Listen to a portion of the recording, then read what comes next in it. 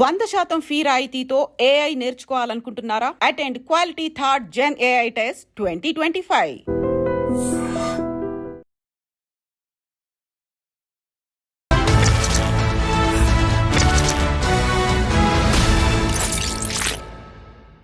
అందరికీ నమస్కారం. నేను Swaroopa Potlapalli. Welcome to I Dream. అగ్రరాజ్యం అమెరికా 47వ అధ్యక్షుడిగా బాధ్యతలు స్వీకరించిన తర్వాత డొనాల్డ్ ట్రంప్ దూకుడుగా వ్యవహరిస్తున్నారు. ముఖ్యంగా అమెరికాలో ఉండి పార్ట్ టైం జాబ్స్ చేసుకుంటున్న విదేశీయుల వీసాలను రద్దు చేస్తామని ఆయన ప్రకటించారు. ఇంకొక వైపు ఫారినర్స్ కి జన్మతహా వచ్చే పౌరసత్వాన్ని కూడా ఫిబ్రవరి 20 తర్వాత రద్దు చేస్తామని ఆయన ఎగ్జిక్యూటివ్ ఆర్డర్ మీద సైన్ కూడా చేశారు. కాకపోతే అక్కడి న్యాయస్థానాలే ఆయన్ని తప్పుపట్టాయి.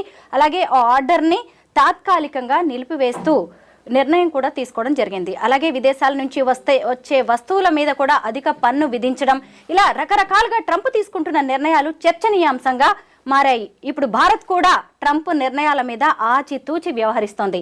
అయితే ఇవన్నీ కూడా ఈ రెండు దేశాల సంబంధాల మీద ఎలాంటి ప్రభావం చూపించబోతున్నాయి? ప్రస్తుతం నాతో పాటు అమెరికాలో 30 ఏళ్లుగా ఉంటున్న ఎన్ఆర్ఐ అలాగే జీటీఏ ఫౌండర్ విశ్వేశ్వర్ రెడ్డి గారు ఉన్నారు. ఆయనతో మాట్లాడి వీటన్నిటి మీద ఒక మంచి అనాలిసిస్ తీసుకుందాం. సార్ నమస్తే. నమస్కారం. ముఖ్యంగా ఈ పార్ట్ టైం జాబ్స్ చేస్తున్న వాళ్ళ వీసా రద్దు గురించి మాట్లాడుకుందాం సార్. ఎందుకంటే మన భారతీయులు 3 లక్షల మంది విద్యార్థులు అక్కడ ఉన్నారు. ఎప్పుడైతే ట్రంప్ ఈ నిర్ణయం తీసుకున్నారో ఆ తర్వాత జరిగిన చెకింగ్స్లో 18,000 మంది మన భారతీయులు పట్టుబడ్డారు. దీంతో అసలు ఇక్కడ ఉంటున్న తల్లిదండ్రులు, అక్కడ ఉంటున్న పిల్లల్లో చాలా టెన్షన్ మొదలైంది. ఎందుకంటే అమెరికాలో చదువుకోవడం అంటే చిన్న విషయం కాదు. లక్షల రూపాయలు కావాలి, కనీసం 50 లక్షలు కావాలి 2 ఏళ్ళు అయితే చదువుకోవాలంటే. అలాంటప్పుడు జాబ్స్ చేయక తప్పని పరిస్థితి. దీని మీద రకరకాల అపోహలు అయితే ఉన్నాయి. మీలాంటి సీనియర్ ఎన్ఆర్ఐస్ దీని మీద ఒక క్లారిటీ ఇస్తే అందరికి కూడా టెన్షన్ తీరిపోతుంది. తప్పకుండా. టిపికల్గా ఏంటంటే ఈ వీసా సిస్టంలో మన వాళ్ళు స్టూడెంట్ రూపకంగా అక్కడికి వస్తారు. అంటే మేజర్గా వచ్చే దానిలో F1 వీసా అని అంటారు. తర్వాత H1B వీసా ఒకటి ఉంటుంది స్కిల్డ్ లేబర్లో. తర్వాత మన పేరెంట్స్ కానీ ఇన్లాస్ కానీ వచ్చేది విజిటర్ వీసా మీద వస్తుంటారు. అంటే ఇప్పుడు ఎకో సిస్టంలో ఈ 3 అయితే ఇంటిగ్రేట్ అయి ఉంటాయి. ఇంకా there are number of visa types ఉన్నాయి. ఆల్ఫాబెటికల్ లెటర్లో A to Z మధ్యలో ప్రతి లెటర్కి ఏదో ఒక వీసా టైపు అమెరికా వెల్కమ్ చెప్తుంటుంది. అంటే కంట్రీ లోపలికి రావడానికి, because as this is an immigrant country they welcome everyone. So ఇక్కడ ఉన్న సిచ్యువేషన్ అంటే మేజర్గా మనకి ఇంపాక్ట్ ఏంటంటే F1 వీసాలో వీసాకి వెళ్ళే ముందు మనం ఏం చెప్తామంటే అక్కడ I-20 అని ఒకటి ఫామ్ ఉంటుంది. అందులో ఏం రాస్తారు, కాలేజ్ ఫీజు ఉంటుంది, కాలేజీలో బోర్డింగ్ అండ్ లాడ్జింగ్ ఫీజు ఉంటుంది. టిపికల్గా ఆ డబ్బుకు మన దగ్గర ఉన్నాయి, అయితే మన డబ్బు ఉంది, లేదంటే మన బ్యాంకు లోన్ రూపకంగా మేము కడతామని చెప్పేసి ఒక డ్రాఫ్ట్ లెటర్ తీసుకెళ్ళి వీసా ఆఫీసర్కి మనం ఇక్కడ ఏదైతే కాన్సులేట్లో వీసా ఇంటర్వ్యూకి వెళ్తాం చూడండి, అప్పుడు మనం చూపిస్తాం. అంటే మా దగ్గర డబ్బు ఉంది, అయితే మన సొంత డబ్బు లేదంటే లోన్ డబ్బు బ్యాంక్ ద్వారా తీసుకుంది. నేను అక్కడ ఉండి ఆ 2 సంవత్సరాలు 3 సంవత్సరాలు చదువుకునే క్రమంలో అక్కడ అయ్యే ప్రతి ఖర్చును కూడా నేను ఇక్కడి నుంచే తీసుకెళ్తానని మనం ప్రామిస్ చేస్తాం. ఇక్కడ ఆ ప్రామిస్ బేస్డ్ మీదనే మనకు వీసా ఇస్తారు. నేను అక్కడ వెళ్ళి ఫస్ట్ సెమిస్టర్ 2 సెమిస్టర్ నేను డబ్బు తీసుకెళ్తాను, తర్వాత 3rd 4th సెమిస్టర్కి నేను అక్కడ పని చేసుకొని నేను చేస్తానంటే అక్కడ వీసా ఇవ్వరు. సో ఈ టిపికల్ ప్రాసెస్ అనేది స్టాండర్డ్ ప్రాసెస్. అంటే ఇది ఒక 2 years 3 years కింద పెట్టింది కాదు, చాలా ఏళ్ళ నుంచి కూడా మన ఇక్కడ నుంచి వెళ్తున్న చాలామంది స్టూడెంట్స్ ఇది ఫాలో అవుతున్న సిస్టమ్. సో ఇప్పుడు ఏమవుతుందంటే new digital age, so tracking ఇది ఈజీ అయిపోయింది. ఇప్పుడు మన స్టూడెంట్స్ వచ్చి ఏం పని చేస్తారు, ఒకప్పుడు అంత ట్రాకబిలిటీ లేకుండేది. ఇవాళ ఏమవుతుందంటే ఎవ్రీథింగ్ ఇస్ ట్రాకబిలిటీ. ఇది యూజువల్గా మన వాళ్ళు అక్కడికి వెళ్ళి F1 వీసాలో చేసే జాబ్స్ ఉంటుంది చూడండి, అది గ్యాస్ స్టేషన్ కానీ, గ్రోసరీ స్టోర్ కానీ, లిక్కర్ స్టోర్ కానీ, వాట్ ఎవర్ ఇది హార్డ్ జాబ్స్ అంటారు మనం అక్కడ. ఈ హార్డ్ జాబ్స్ ఎంత ఉంటే $10 నుంచి $12-13 మధ్యన క్యాష్ జాబ్స్ అన్నట్టు. ఈ క్యాష్ జాబ్స్ ఏంటంటే మనం పే చేయం, ట్యాక్స్ పే చేయం ఇంకా. సో అక్కడ బిగ్ కన్సర్న్ వచ్చి పెట్టింది అన్నట్టు. అక్కడ USCIS United states citizenship and immigration services ద్వారా ఏ రూపకంగా ఉంటుందంటే అక్కడికి వచ్చే వాళ్ళు ఒక డిపార్ట్మెంట్ ఆఫ్ లేబర్ రూల్స్కి బైండ్ అయి ఉండడం, USCIS నామ్స్కి ఆ రెగ్యులేషన్స్కి బైండ్ అయి ఉండడం వల్లనే అక్కడికి రాణిస్తారు. అట్లనే F1 వీసా ప్రోగ్రామ్ ఎలా ఉందో H1B ప్రోగ్రామ్ కూడా అలా ఉంటుంది. H1 కూడా వర్క్ పర్మిట్ ఇస్తారు, మనం అక్కడ H1 3 years ఎక్స్టెన్షన్ ద్వారా మళ్ళీ ఇస్తుంటారు. సో ఈ రెండిట్లలో కూడా ఇప్పుడు ఇమీడియట్ ఇంపాక్ట్ ఎవరు ఆలోచిస్తున్నారంటే మన స్టూడెంట్స్. సో స్టూడెంట్స్ నేను మధ్యలో ఈ ఇంటర్వ్యూ ప్రాసెస్ కూడా చాలామంది మీట్ అయినప్పుడు చెప్పిందంటే మా అబ్బాయికి మేము ఫస్ట్ సెమిస్టర్ కట్టాము, మిగతా సెమిస్టర్ డబ్బును అక్కడే హార్డ్ ఎర్న్డ్ మనీ తీసుకొని అది మళ్ళీ ఫీజు కడతాను. So which is the violation of regularities. అంటే అక్కడ ఏదైతే నామ్స్ ఇమిగ్రేషన్ నేషనాలిటీ యాక్ట్స్ అని ఉంటాయమ్మా ఇక్కడ ఉన్నట్టే, అని ఇమిగ్రేషన్ నేషనాలిటీ యాక్ట్ ప్రకారమే మనం వీసా ఇస్తారు. అవి వయలేట్ చేస్తే ఏం చేస్తారంటే ఆ నిమిషం మేము పట్టుకోరు. మనం ఎప్పుడైతే మళ్ళీ కంట్రీ బయటికి వెళ్ళి లోపలికి వస్తామో అప్పుడు పోర్ట్ ఆఫ్ ఎంట్రీలో పట్టుకునేవాళ్ళు. అంటే సెకండరీ ఇన్స్పెక్షన్లో పక్కకు తీసుకెళ్ళి అక్కడ ఇంటర్వ్యూ క్వశ్చన్స్ అడిగేసి అక్కడ దానిలో వయలేట్ చేస్తే డిపోర్ట్ చేస్తారు. అది ఒక ప్రాసెస్. ఇప్పుడు ఏంటి, ఈ ట్రంప్ అడ్మినిస్ట్రేషన్ వచ్చాక 2.0లో ఇప్పుడు ఐస్ అంటుంది, ఇమిగ్రేషన్ కస్టమ్స్ ఎన్ఫోర్స్మెంట్. సో ఈ ఐస్ ఏదైతే డిపార్ట్మెంట్ ఉంటుందో ఈ ఐస్లో ఉన్న ఆఫీసర్స్ ఏం చేస్తారంటే దే సైట్ ఆడిట్స్కి వెళ్తారు. ఇవాళ today they put up on their website, మీరు ఎక్కడైనా ఈ స్టూడెంట్స్ పనిచేస్తున్నా కానీ ఎక్కడైనా చేస్తే మాకు రిపోర్ట్ చేయండి అని చెప్పారు. అమెరికాలో లాలో ఏముంటుందంటే you see something you say something అని అంటుంటారు. ఆ నామ్స్లోనే పనిచేస్తుంటారు. ఇప్పుడు ఆ కంట్రీ చాలా immigrant welcoming country, because the country itself is immigrant country. కాబట్టి హిస్టారికల్గా 400 ఏళ్ల నుంచి కూడా చాలామంది అక్కడికి మైగ్రేట్ అవుతున్నారు. ఎస్పెషల్లీ గత 40-50 సంవత్సరాల నుంచి ఇండియన్స్ ఎక్కువ వెళ్తున్నారు. సో ఈ గత 20 సంవత్సరాల నుంచి తెలుగు వాళ్ళు ఎక్కువ వెళ్తున్నారు. అంటే ఇండియన్స్లో గుజరాతీ వాళ్ళు కానీ పంజాబీ వాళ్ళని వెళ్ళేవారు. ఈ తెలుగు ప్రపంచం 20 ఏళ్ళ నుంచి బాగా జరుగుతుంది. ఎస్పెషల్లీ ఆ Y2K ఉండే చూడండి, అప్పటి నుంచి ఎక్కువ రావడానికి ఆస్కారం ఉంది. అప్పుడు కొన్ని వీసాలు కూడా పెంచి ఉండేవాళ్ళు. సో ఈ F1లో ఉన్నప్పుడు పేరెంట్స్ ఎక్కువ ఫీల్ అవుతున్నది ఏంటంటే మనం అది అక్కడ వెళ్ళి మా పిల్లలు పని చేస్తారు, ఇప్పుడు మా పిల్లలు పని తీసేస్తున్నారని. ఇది చేయడము తీయడం అనేది అందులో నామ్స్లో లేదు. సో మనం చేయడం తప్పు, ఇట్స్ అ వయలేషన్. చేయొచ్చు, ఒక 20 hours ఆథరైజ్డ్ వర్క్ ఉంటుంది. ఒక యూనివర్సిటీలో వెళ్ళి మాస్టర్స్ కోటా కింద మనం అక్కడ జాయిన్ అయితే అందులో వాళ్ళకి 20 hours పనిచేయచ్చు. ఇది ఆన్ క్యాంపస్ జాబే చేయాలి, బయట వెళ్ళి పనిచేయడానికి అథారిటీ లేదు. దాన్ని అన్ఆథరైజ్డ్ వర్క్ అంటారు.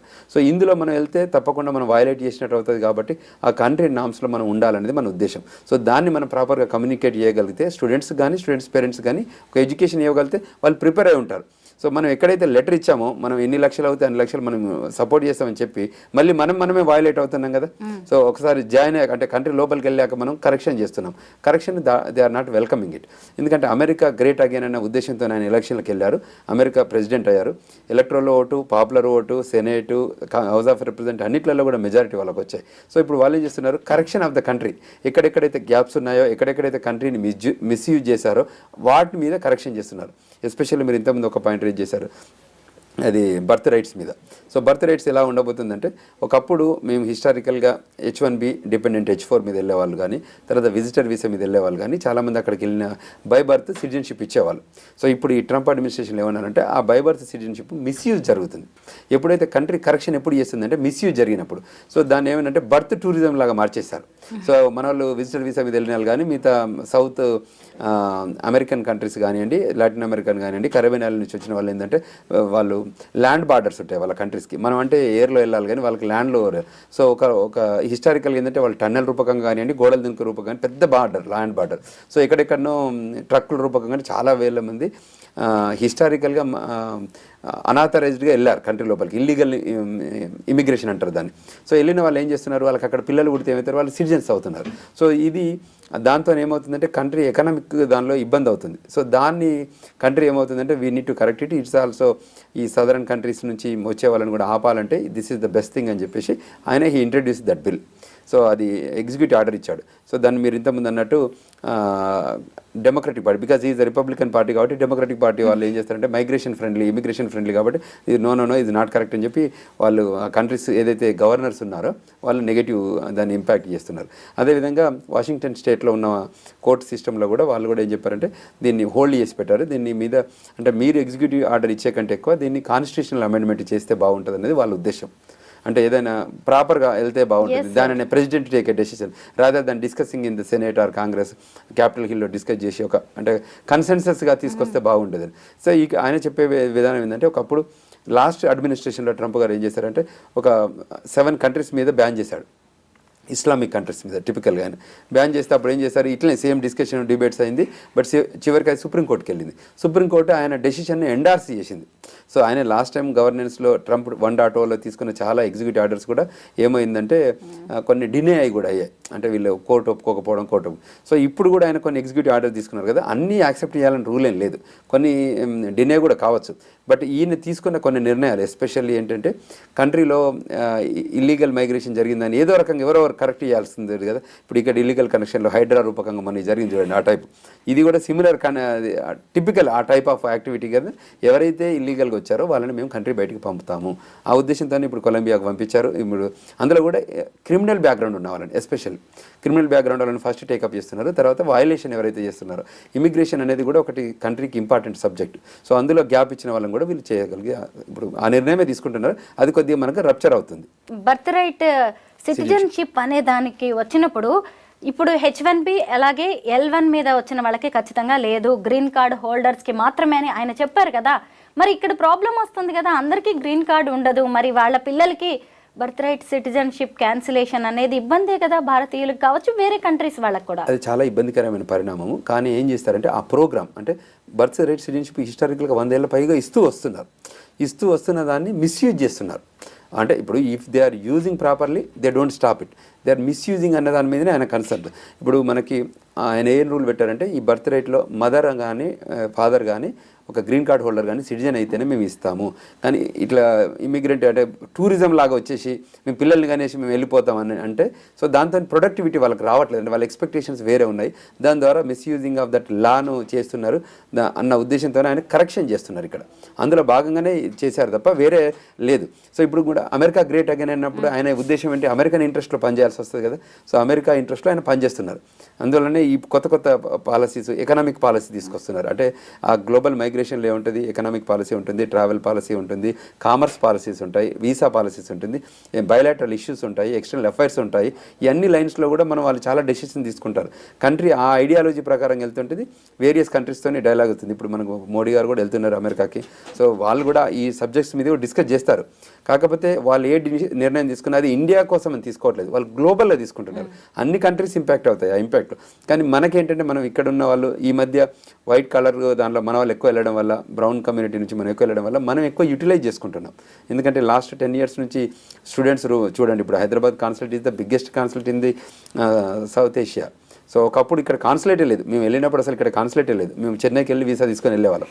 సో ఈ క్రమంలో మేము ఏమంటున్నామంటే ఈ ఆపర్చునిటీ ఏమి ఇచ్చింది అమెరికా, ఎందుకు ఇక్కడ యూఎస్ కాన్సులేట్ పెట్టింది అంటే మోర్ పీపుల్ని వెల్కమ్ చెప్పడానికి పెట్టింది తప్ప డినై చేయడానికి కాదు కదా, రిజెక్ట్ చేయడానికి కాదు. సో మీరు ఏం చెప్తున్నారంటే వాళ్ళు ఏదైతే వీసా సిస్టంలో ఎకో సిస్టంలో పెట్టారో ఆ నామ్స్ ఉన్నాయో, ఆ పాలసీ ఉన్నాయో, ఆ రెగ్యులేషన్స్ ఉన్నాయో అదే అబైడ్ అయ్యి మా కంట్రీకి రండి, మీరు మాకు ల్యాండ్ ఆఫ్ ఆపర్చునిటీ ఉంది, లా ఆఫ్ ద ల్యాండ్ అని ఫాలో కండి అని చెప్తున్నారు. సో అందులో డెఫర్ చేయొద్దు అనేది మా ఉద్దేశం. ట్రంప్ ఏ నిర్ణయాలు తీసుకున్నా ముందు మన తెలుగు వాళ్ళ గురించే చర్చ వస్తూ ఉంటుంది sir. America vice president JD Vance wife Usha Chilukuri మన తెలుగు ఆమె కదా. అయితే ఇప్పుడు ఆయన తీసుకున్న డెసిషన్ ప్రకారం ఆమెది కూడా సిటిజన్షిప్ క్యాన్సిల్ చేస్తారా అని చెప్పి ఒక చర్చ జరిగింది. ఎందుకంటే వాళ్ళ అమ్మా నాన్న కూడా అక్కడి వాళ్ళు కాదు కాబట్టి దీని విషయంలో ఎలా ఉండొచ్చు సార్? మంచి పాయింట్ అమ్మా. అయితే టిపికల్గా ఏంటంటే ఇది హిస్టారికల్ యాక్ట్, ఒక 14th Amendmentలో ఓపెన్ అప్ అయింది సబ్జెక్ట్ కాబట్టి ఇప్పటి వరకు ఇస్తున్నారు. అంటే పాస్ట్ని టచ్ చేయరు, ఫ్యూచర్కి ఇవ్వరు. అంటే హిస్టారికల్గా ముందు ఇచ్చారు, ఇవ్వలేదని లేదు. సో ఆ ఇచ్చిన దాన్ని మనం కంటిన్యూగా ముందుకు తీసుకెళ్లాలనేది ఒక ఉద్దేశం, ముందుకెళ్ళాలనేది. సో ఇప్పుడు ముందు నుంచి వెళ్ళటానికి కోసం ఉన్న యాక్టివిటీ మీద మనం కన్సర్న్, అంటే 19 తర్వాత పుట్టబోయే పిల్లలకు తప్ప ఇప్పుడు పుట్టిన వాళ్ళు కానీ ప్రీవియస్గా ఇప్పుడు ఉషా గారు సో బై బర్త్ సిటిజన్షిప్ ద్వారానే వచ్చింది ఆమెకు కూడా. So we all know about it, it's not that. So హిస్టారికల్గా ఇప్పుడు ట్రంప్ వైఫే ఉంది కదా, షీజ్ అన్ ఇమిగ్రెంట్, మీకు అందరికీ కదా. ఆమె ఇప్పుడు current wife is an immigrant. Even she's not a birth citizen కాదు, ఆమె ఫారెన్ కంట్రీ నుంచి వచ్చి గ్రీన్ కార్డ్ రూపకంగా వచ్చి సిటిజన్ అయిన రూపకం. సో నేను అనేది ఏంటంటే కంట్రీ ఏమవుతుందంటే ప్రోగ్రెసివ్ థింకింగ్లో ఫ్యూచర్లో జరగబోయేది. అంటే ఇక్కడ ఏదైనా కన్సర్న్స్ ఉన్నాయనుకోండి, to correct it the concerns, issues కానీ ప్రాబ్లమ్స్ కానీ కరెక్ట్ చేయాలంటే ఒక పాలసీ తీసుకురావాలి, ఒక ఎగ్జిక్యూటివ్ ఆర్డర్ తీసుకురావాలి, ఒకటి గవర్నమెంట్ ఆర్డర్ తీసుకురావాలి. అందులో భాగంగానే ఇది యాక్ట్స్ తప్ప వేరే ఏం లేదు. అంటే ఇది ఇండియన్స్ వస్తున్నారు వీళ్ళని ఆపాలనో, ఇండియన్స్ వస్తున్నారు వాళ్ళు ఇబ్బంది అవుతున్నారు. మనం వెళ్ళి చేసే జాబ్స్ అది అమెరికన్ జాబ్స్, అక్కడ ఉన్న వాళ్ళు చేసుకునే జాబ్స్. అమెరికన్ జాబ్స్ను వదిలి మనం వద్దంటున్నాం కాబట్టి ఆ లైన్లో వెళ్తున్నాం. మనం ఆ జాబ్స్ని మనం తీసుకోవద్దు. మనం తీసుకునే జాబ్స్ H1 మీద వెళ్ళే జాబులు $100,000 ఉంటాయి, $60,000 ఉంటాయి. ఆ జాబుల కోసం పరిచయాలు ప్రాపర్ ఎడ్యుకేషన్ చేసుకున్నాం అనుకోండి, మంచి జాబ్స్ వస్తాయి. మనం ఎడ్యుకేషన్ పక్కకు పెట్టి ఈ హార్డ్ జాబ్స్ ఎందుకు చేయడం, మనం చేయొద్దు ఇవి. అవి మేము urging to all the students కానీ పేరెంట్స్ కానీ చెప్పేది ఏంటంటే మీ పిల్లలకి చదువుకోవడానికి మీరు ఏదైతే ప్రామిస్ చేసి లెటర్ ఇచ్చారో, మా దగ్గర డబ్బు ఉందని కానీ లేకపోతే బ్యాంక్ లోన్ ద్వారా చదివిస్తామన్నారో, కోర్స్ కంప్లీట్ అయ్యేవారి దాకా మీరు సపోర్ట్ చేయండి, పిల్లల్ని ఎడ్యుకేట్ చేయమండి, మంచి స్కిల్ తీసుకోమండి, మంచి జాబ్ H1లో మంచి $100,000 తీసుకోండి. $10 వచ్చే జాబ్ 2,000 $20,000 ఉంటుంది, అంతే $20,000 ఉంటుంది. Why you need to do this $20,000 job, you need to do $100,000 which is the skilled labour job. హిస్టారికల్గా మేమన్నీ ఆ లైన్లోనే చేసుకుంటూ వచ్చాం. ఇప్పుడు ఇట్లా షార్ట్కట్లో వెళ్ళలేదు. షార్ట్కట్లో వెళ్ళే వాళ్ళకి కరెక్షన్ ఉంటుంది. ఎస్పెషల్లీ ఇప్పుడు ఏంటంటే డిజిటల్ ఏజ్ అండి, ట్రాకింగ్ ఈజ్ ఈజీ. సో ఈ ఈజీ టైంలో మనం తప్పించుకోవడానికి ఛాన్సే లేదు. ఇప్పుడు నిన్న కూడా మాకు 2-3 కేసులు వచ్చాయి, 2-3 కూడా డిపోర్టేషన్ కేసెస్. సో వెనకకు వచ్చారు వాళ్ళందరూ. పోర్ట్ ఆఫ్ ఎంట్రీలో CBP ఆఫీసర్ ఇంటర్వ్యూ చేస్తారు. ఆ ఇంటర్వ్యూలో ఫెయిల్ అయితే వాళ్ళందరికీ ఈ ఇమిగ్రేషన్ నేషనల్ యాక్ట్ ప్రకారం రూల్స్ వయలేట్ చేశారు కాబట్టి మిమ్మల్ని అడ్మిషన్ ఇన్అడ్మిసిబుల్గా చేస్తున్నాము, మీరు విత్డ్రా చేసుకోమని చెప్పేసి కంట్రీకి పంపిస్తున్నారు. అట్లా ఇప్పుడు మీరు కొలంబియా కూడా చూశారు కదా, క్రిమినల్ బ్యాక్గ్రౌండ్ ఉన్న వాళ్ళని కూడా పంపించారు. సో ఇప్పుడు ఇంకా ఫ్యూచర్లో కూడా there is more audits. More site audits, more ఈ ఐస్ వాళ్ళు వెళ్ళి ఈ డిఫరెంట్ లొకేషన్స్కి వెళ్ళి వాళ్ళని పంపించేస్తుంటారు. ఇది కంటిన్యూస్ ప్రాసెస్. ట్రంప్ అడ్మినిస్ట్రేషన్ ఉన్న నెక్స్ట్ 4 years కూడా ఆయన డైనమిక్గా చేంజెస్ చేస్తారు. ఆయన ఒక కొత్త విషయం ఏంటంటే మీకు తెలిసి ఆయన అమెరికన్ సిటిజన్స్కి ట్యాక్స్ తీద్దామని కూడా ఆలోచనలో ఉన్నారు. అది చాలా బిగ్ అసెట్ ఫర్ ఇది. దాని తర్వాత ఎన్ని రిపర్కేషన్స్ అవుతాయి, ఎకనామిక్ పాలసీ ఎలా ఉండబోతుంది, ఇవన్నీ కూడా డిస్కషన్ పాయింట్స్. అక్కడి సిటిజన్స్ కేమో ట్యాక్స్ తీసేద్దాం అనుకుంటున్నారు, మరి వేరే దేశాల నుంచి వచ్చే ఇంపోర్ట్స్ మీద అధిక పన్నులు వేస్తున్నారు సార్. అది వాళ్ళు ఏమంటారు, ఈ పాలసీ తీసి దాని మీద పన్నేసి, ఎందుకంటే మా కంట్రీకి వచ్చే దిగుమతులు కానీ ఎగుమతులు దానిలో కూడా తీసుకోవడం వల్ల బెనిఫిట్. ఇప్పుడు ఎకనామిక్ పాలసీ కూడా ఒక 100 ఏళ్ల కింద ఉన్న ఎకనామిక్ పాలసీ ఇప్పుడు ఉండదు, ఫ్యూచర్లో కూడా మళ్ళీ మారుతుంది, మళ్ళీ 100 yearsలో మళ్ళీ సో ఈయన మాత్రం చాలా డైనమిక్గా. మీకు తెలుసు Donald Trump is not a politician, is a business man, is a shrewd business man. ఏమంటుంటాం టిపికల్గా shrewd business man, cricket politicians అంటాం. ఆ లైన్లో ఆయన థింక్ చేస్తుంటాడు తప్ప ఆయనకి ఏంటంటే what is the best interest. America is always there is no free lunch in America అంటుంటాం.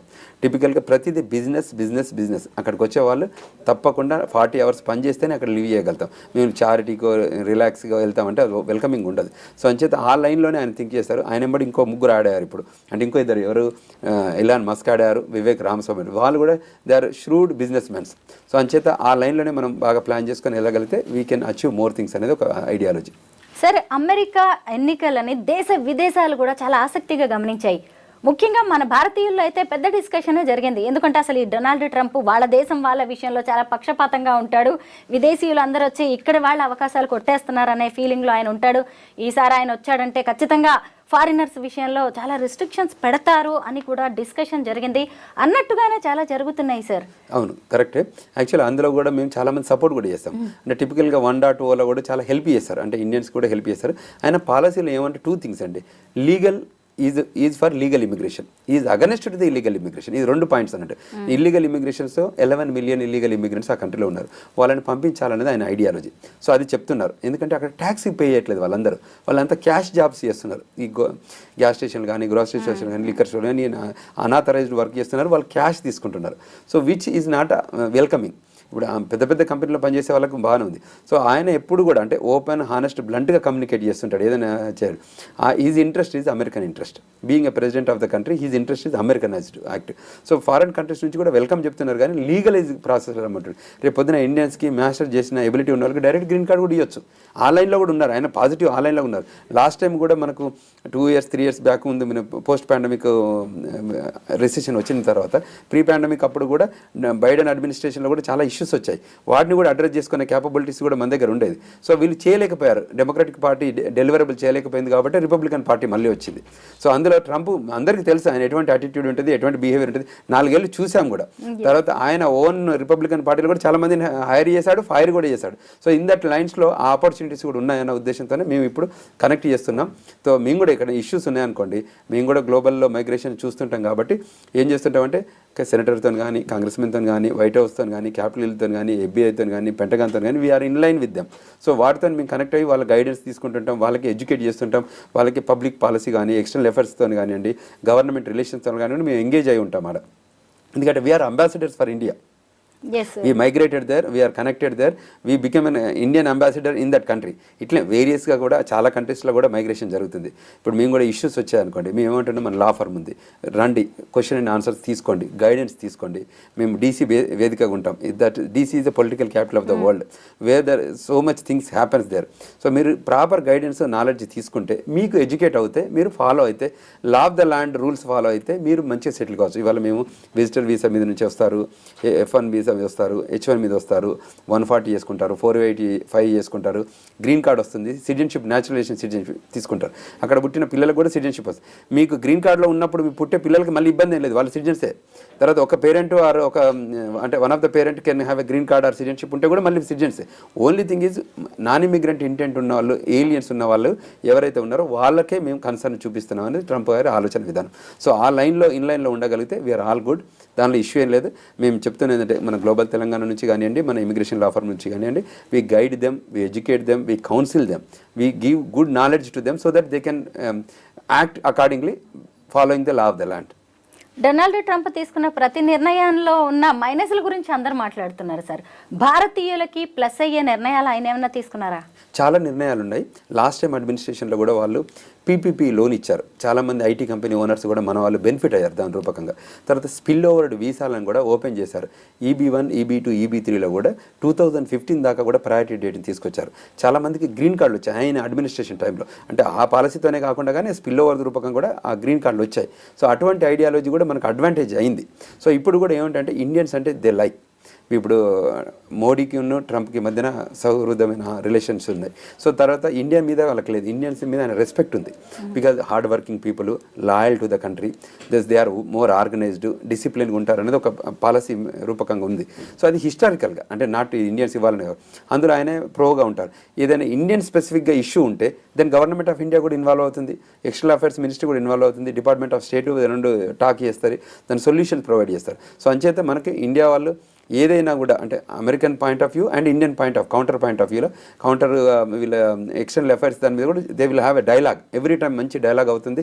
దే విల్ డెలివర్ దస్. ఇక్కడ కన్సర్న్స్ ఉంటే అడ్రస్ చేసుకుంటారు. సో అందులో ఇష్యూస్ ఏం లేవు. Thank you so much sir. ఎందుకంటే ట్రంప్ డెసిషన్స్కి సంబంధించి అందరిలో చాలా భయాలు అయితే ఉన్నాయి. వాటన్నిటిని కూడా పోగొట్టడానికి ఖచ్చితంగా మీ ఇంటర్వ్యూ హెల్ప్ అవుతుందని అనుకుంటున్నాను. Thank you so much once again. Thank you very much. నాకు ఆపర్చునిటీ ఇచ్చి iDream ద్వారా ఇప్పుడు ఎడ్యుకేషన్ ఇస్తున్నారు. ఇది గ్రేటెస్ట్ అసెట్. ఎందుకంటే అవేర్నెస్ ఇవ్వడం ఇంపార్టెంట్. వాళ్ళందరినీ పేరెంట్స్ని కూడా వెల్కమ్ చెప్తున్నాము, ఈ స్టూడెంట్స్ని కూడా ఇప్పుడు కూడా రమ్మంటున్నాం. ఇంకా మనకి వీసాలో ఇస్తున్నారు. ఈ మన హైదరాబాద్ కాన్సులేట్ ఉంది. తర్వాత H1B ప్రోగ్రామ్ కింద కూడా 65,000 F1 వీసా వాళ్ళకి ఇస్తున్నారు, 20,000 F1 వాళ్ళకి ఇస్తున్నారు, రెగ్యులర్ కోటా 65 ఇస్తున్నారు, 85,000 H1s ఎవ్రీ ఇయర్ ఇస్తున్నారు. సో అందులో కూడా మెజారిటీ మన వాళ్ళే బెనిఫిట్ అవుతున్నారు. సో అంచేత ప్రాపర్గా యూటిలైజ్ చేసుకోండి, రండి, గైడెన్స్ తీసుకోండి, అమెరికాలో సెటిల్ కాండి, మరి give it back to the society. అంటే మళ్ళీ మనం ఎక్కడైతే పుట్టిన గడ్డకు కూడా మళ్ళీ మనం వెనుకకు వచ్చి మనం బ్రెయిన్ గెయినే కాకుండా రివర్స్ గెయిన్ కూడా ఇవ్వాలి, అంటే లూజింగ్ కాకుండా అక్కడ మళ్ళీ పెట్టాలనేది మా ఉద్దేశం. దానికోసం మేము పనిచేస్తాం. ట్రంప్ డెసిషన్స్ వల్ల ఏదో జరిగిపోతుందని అందరూ భయపడాల్సిన అవసరం ఏం లేదు. చక్కగా రండి, చదువుకోండి, ఉద్యోగాలు చేయండి, అలాగే అక్కడి సొసైటీకి తిరిగి ఇవ్వండి అని విశ్వేశ్వరరెడ్డి సార్ చెప్తున్నారు. అయితే మీరెవరూ భయపడాల్సింది ఏం లేదు. ఎప్పట్లాగే చక్కగా మళ్ళీ భారత్ అలాగే అమెరికా సంబంధాలు ఎప్పట్లాగే నడుస్తాయి. భయపడాల్సిన అవసరం ఏం లేదు. Thank you so much sir. Thank you very much.